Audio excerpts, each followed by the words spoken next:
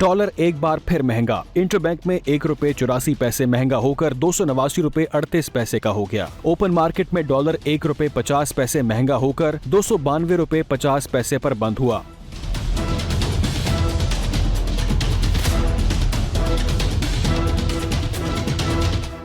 Pakistan stock exchange में तीसरे रोज भी इजाफे का रुझान रहा। मार्केट 534 पॉइंट्स के इजाफे से 48,764 पॉइंट्स पर बंद हुई। दिन भर मजमूई तौर पर 350 कंपनियों के शेयर्स में कारोबार हुआ। आज मार्केट की बुलंद तरीन सतह 48,852 जबकि कम तरीन सतह 48,178 रही।